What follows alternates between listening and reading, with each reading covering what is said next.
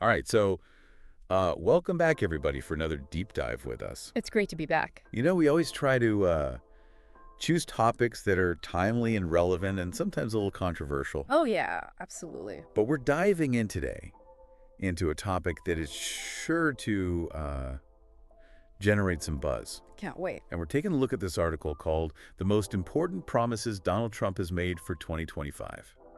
Interesting. So, A bold vision for the future. yeah, so what we're going to try to do today is unpack some of these promises and really look at what they might mean for the country, for people like you and me. For everyday life. Exactly. Yeah. What's the impact going to be? Well, and I think what's fascinating about this article is that it really tries to connect the dots between all these different promises, right? It's not just a list of things. Right. It's like it's a narrative, it's a story, and it all starts with the economy, which is, usually a pretty safe bet when you're talking about politics. Yeah, sure. I mean, Okay. who doesn't want a good economy, right?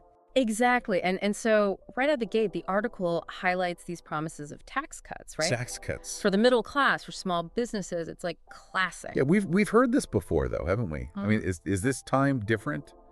Well, that's the million-dollar question, isn't it? Yeah. But what I think is interesting is how these tax cuts are being framed, not just as, putting more money in people's pockets, but as a way to fuel job creation, Okay. right? We're talking about major infrastructure projects, a big push for energy independence. hmm This is about reshaping industries, bringing back manufacturing jobs to places that have been, left behind. So it's not just about the money itself; it's about the ripple effect.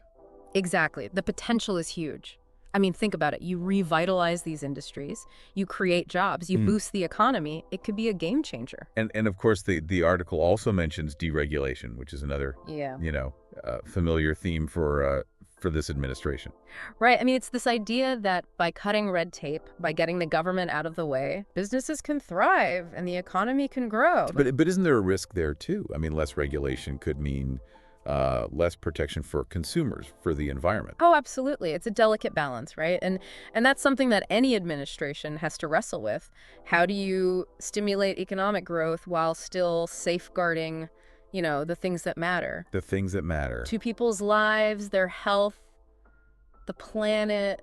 It's a tough question. Well, yeah, and speaking of tough questions, let's talk about immigration, Oh boy. because the article really highlights this as a key area, where the administration wants to make some big changes. No shortage of strong opinions on that one. Right, and so the article talks about, finishing the border wall, Mm-hmm. enhancing security, tightening up deportation policies. Taking a hard line. But then it also mentions this other side, which is streamlining immigration Yeah. for skilled workers. It's attracting the best and brightest from around the world. Right. So it's like a two-pronged approach. On the one hand, you have this emphasis on security, on Mhm. controlling the flow of people across the border. Right. But then on the other hand, you have this recognition that America needs talent, needs people with certain skills. It's a bit of a balancing act, isn't it? Yeah. I mean, how do you reconcile those two things? How do you send a welcoming message to skilled workers while They're also ripping down. cracking down on undocumented immigration? It's a complex issue.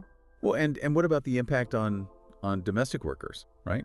I mean, if you're bringing in more skilled workers from overseas, does that mean more competition for jobs Potentially. for American workers, potentially lower wages? I mean, Right. there are a lot of potential ripple effects here. Absolutely. And these complexities continue when you look at trade and manufacturing, right? Which are really, two sides of the same coin in a lot of ways. And again, the article really emphasizes this idea of bringing back manufacturing jobs to the U.S. Yeah, making America a manufacturing powerhouse again. Right. And so we see these proposals for, tax incentives to encourage companies to stay in the U.S. Right. Reward them for creating jobs here. And on the flip side, tariffs on companies that outsource jobs. Right. Using those tariffs as leverage to kind of reshape the global trade landscape.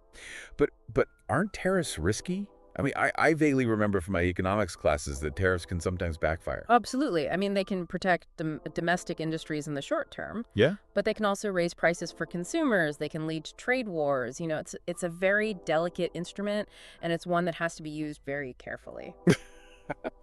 All right, well, let's shift gears a bit and talk about national defense, because this is another area where the article highlights some pretty significant promises. Yeah, bolstering the military. Yeah, so we see this pledge to increase defense spending, Modernizing the armed forces. modernizing the armed forces, and this phrase "peace through strength" comes up again. Yeah, it's a classic idea, right? The idea that a strong military deters aggression, that it prevents conflict because other countries are afraid to mess with you. So it's like this paradox, right? You're building up your military Yeah, in order to avoid having to use it. exactly. Yeah. It's a deterrent, it's a show of force, but it's also a way to hopefully keep the peace.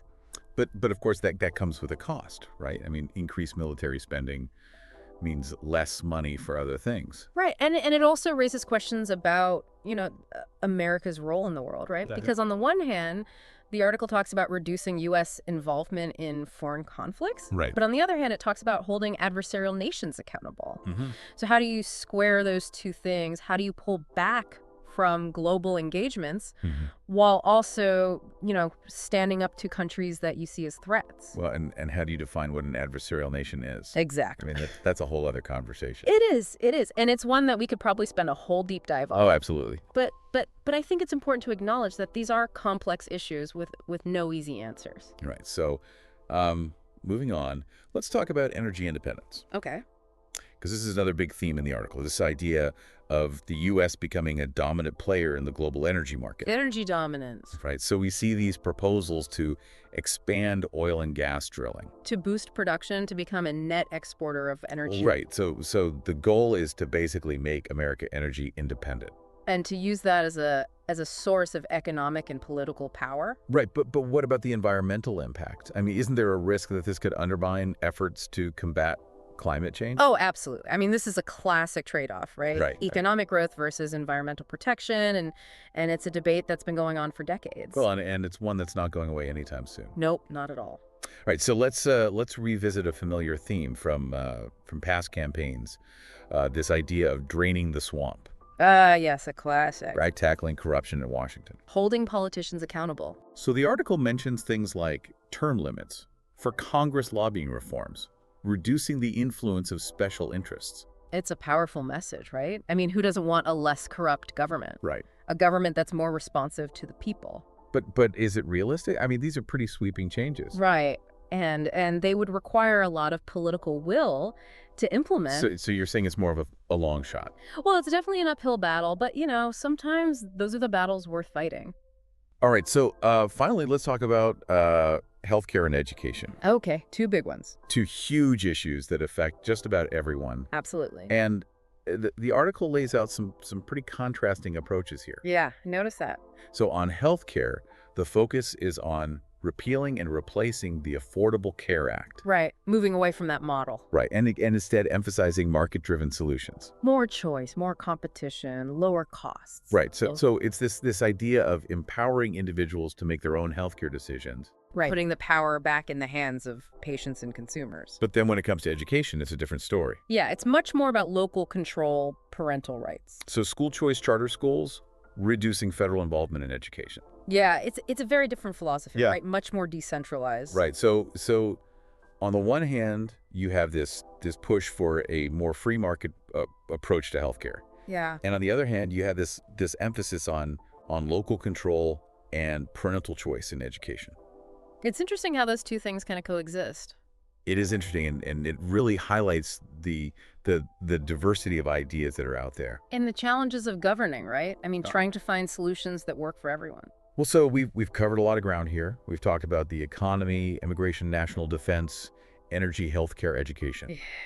I mean, this article is packed with promises and proposals. Roadmap for the future. Exactly. And I think what's really striking is how interconnected all of these issues are. Yeah, it's not just a bunch of random policies. It's a vision. It's a narrative.